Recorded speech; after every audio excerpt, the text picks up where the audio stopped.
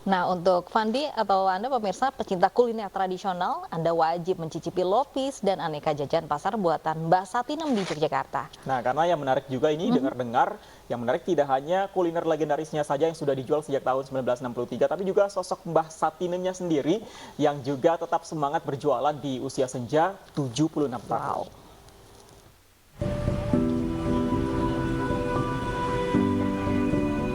Inilah Mbah Satinem yang dikenal sebagai penjual cenil dan lopis legendaris di Yogyakarta.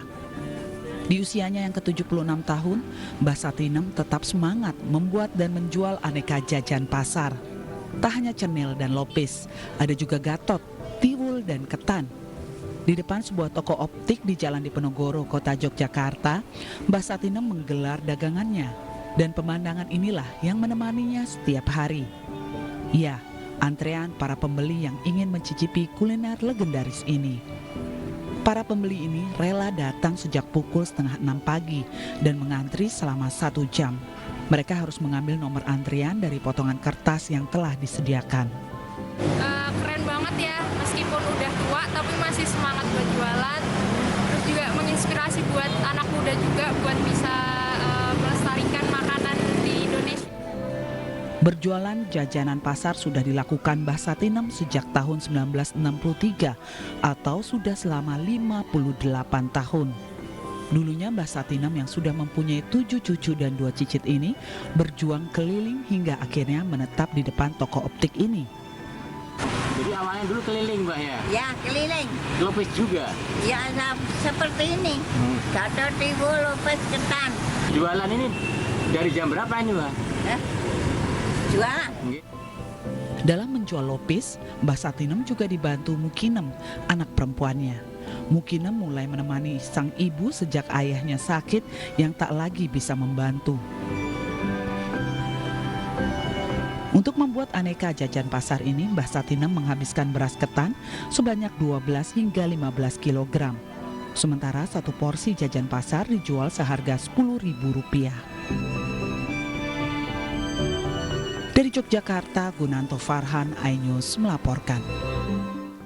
Nah, ini semangat Mbak Satinem memang patut menjadi contoh, apalagi bulan Mei ini selalu ada Hari Lanjut Usia Nasional yang jatuh setiap 29 Mei dan menjadi peringatan tahun kedua di tengah pandemi COVID-19. Namun kondisi ini tak mengurangi semangat nenek berusia 76 tahun untuk tetap produktif dan dengan aktivitas sosial dan konsisten membantu sesama.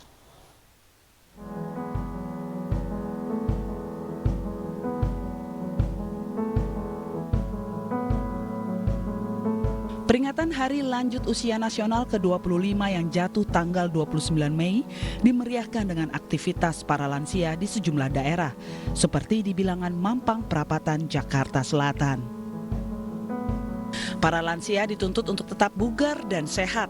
Olahraga menjadi kunci menekan keparahan penyakit yang berhubungan dengan usia. Tentu saja bertemu, bersama, dan tertawa jadi kunci kesehatan yang baik. Seperti yang dilakukan oleh Yeni Mariani Uton atau biasa disapa Nenek Uton. Kini berusia 76 tahun. Nenek Uton berhasil menjadi contoh di wilayah tempat tinggalnya.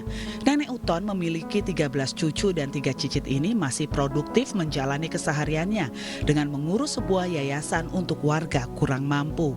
Para lansia dari 5 kelurahan di Kecamatan Mampang Perapatan kerap membantu kegiatan Nenek Uton dan menjadikan Yayasan Putri Asoliha Pondok Jaya sebagai tempat berdiskusi serta bertukar pikiran.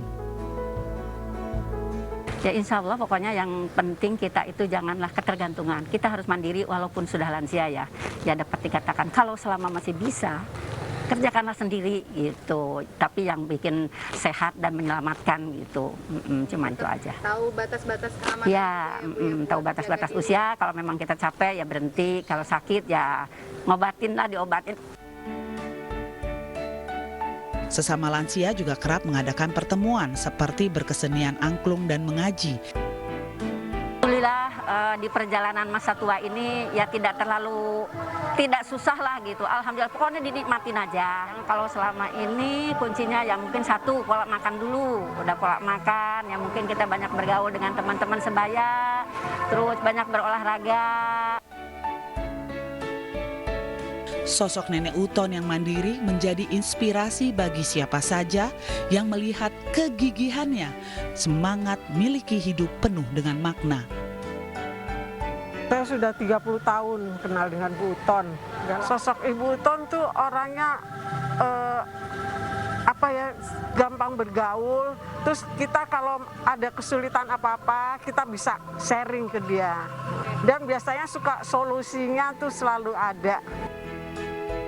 Ada 3 kata kunci yang bisa dijadikan pedoman dalam mengelola lansia, yakni sehat, bahagia, dan bermakna.